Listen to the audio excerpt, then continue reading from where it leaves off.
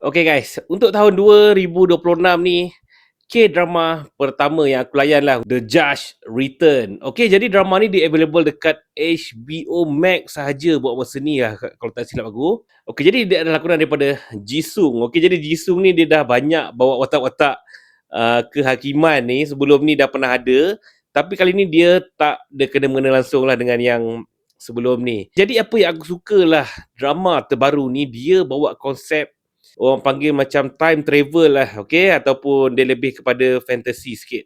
Okay, jadi drama ni dia mengisahkan pasal ada seorang hakim ni lah pada tahun 2036. Okay, jadi pada zaman ni memang teknologi dah canggih lah. Telefon dia pun luksina masa ni kan. Okay, itu dah habis teknologi lah dia bagi tu. Jadi hakim ni dia sangat korup lah, sebabkan dia merupakan menantu kepada satu syarikat yang sangat kaya ni. Jadi pada satu hari dia nak bertaubat, dia nak kembali ke jalan yang benar.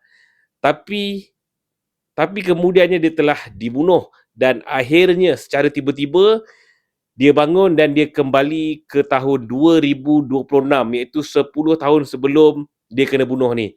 Okey, jadi dekat situ dia dah dapat banyak spoiler lah apa yang berlaku pada tahun tu, dan pada masa tu dia merupakan seorang hakim yang masih muda lagi lah.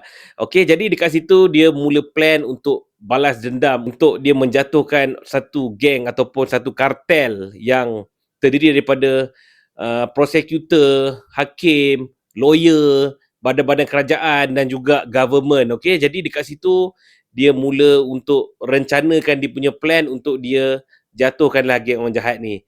Jadi adakah dia berjaya dengan plan dia? Kita kena tengoklah drama ni. Okey, jadi untuk episod yang pertama aku boleh cakap dia agak slow lah. Okey, Jisung punya drama ni kebanyakannya dia bawa genre ataupun dia bawa apa orang panggil? Dia bawa vibe, dia bawa mood. Drama dia tu macam sedikit gelap, sedikit suram, okey? Tapi dia tak adalah macam drama Adamas tu kan. Adamas tu berat, dia lain macam lah. Okey, tapi kali ni dia tak ada lah. Dia still kau boleh layan lagi lah orang cakap untuk episod yang pertama.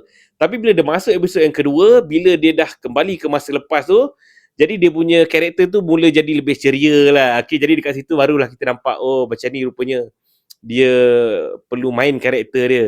Okay, jadi sebelum ni dia macam serius, lepas tu macam tak ada mood. Kali ni dia punya watak lebih periang lah. Okay, jadi dekat situ kita... Okay, jadi dekat situ aku lagi suka lah. Untuk episod yang kedua tu kau dah start, oh okay, drama ni memang kena layan ongoing. Okay, jadi yang nak tengok drama ni, okay, jadi yang minat drama-drama undang-undang, lepas tu ada time travel, lepas tu ada macam action, thriller sikit, korang kena tengoklah drama terbaru daripada Jisung ni. Okay?